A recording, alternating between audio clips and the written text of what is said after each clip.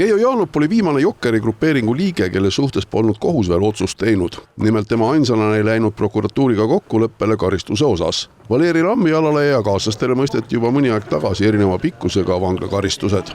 Kohus otsustas süüdi tunnistada Keijo Jaanop karistusseadustiku paragrahv 255 lõige 1 järgi ja karistada teda vangistusega 6 aastat ja 6 kuud.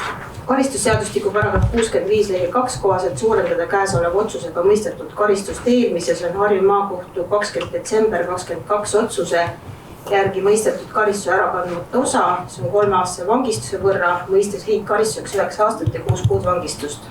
Kriminaalasja algselt oli ka oluliselt suurem, kokku oli kohtu alla antud 10 isikut.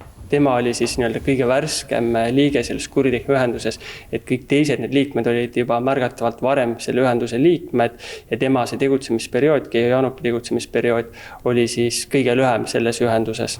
Keijo Jaanop oli lõpuni seisukohal, et tema kuritegeliku ühendusse ei kuulunud. See oli tema ja tema kaitsevaide ja meie süüdistuse versioon oli natuke teistmoodi, aga maakohus siis meie versiooniga nõustus, et need kogutud tõendid, eriliigilised, jälitustoimingu protokollid, erinevate isikute ütlused, vaatlused, et need kõik siis kogumisi ikkagi andsid alusega maakohtul teha see süüdimõistev kohtuotsus tema suhtes.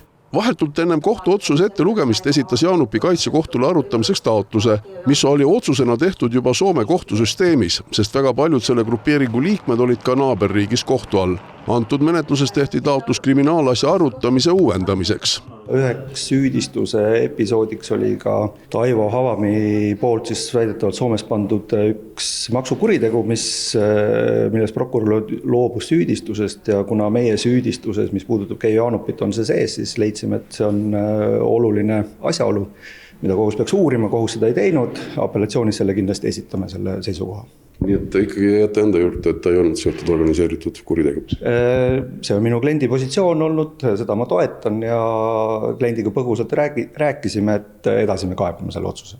Tema karistus oli oluliselt karmim kui see, mis oli kokkuleppe menetluses määratud Valeri Lammialale. Olulisel kohal oli selles otsuses ka nende poolt antud tunnistused. Kuna kohus lõdvendas ka Keijo Jaanopile esitatud süüdistuse sisu, siis kaalub ka prokuratuur selle edasi kaebamist. Tõepoolest, et kuivõrd süüdistuses oli kajastatud mõnevõrra rohkem neid tegevusi ja etteheited, muulgas ka tegevused, mis siis olid etteheidetud Soome Vabariigis, siis selle pika menetluse vältel nendes Soome Vabariigi menetlustes tehti õigeks mõistvad kohtuotsused ja seetõttu kohus ei saanudki tugineda nendele etteheidetele, mis puudutasid seda Soome tegevust. Nüüd võib ühe grupeeringu saagale teatud mõttes joone alla tõmmata, aga tundub veel, et vähemasti Keijo Jaanopi puhul selle otsusega rahul ei olda ja kaevatakse see kindlasti edasi.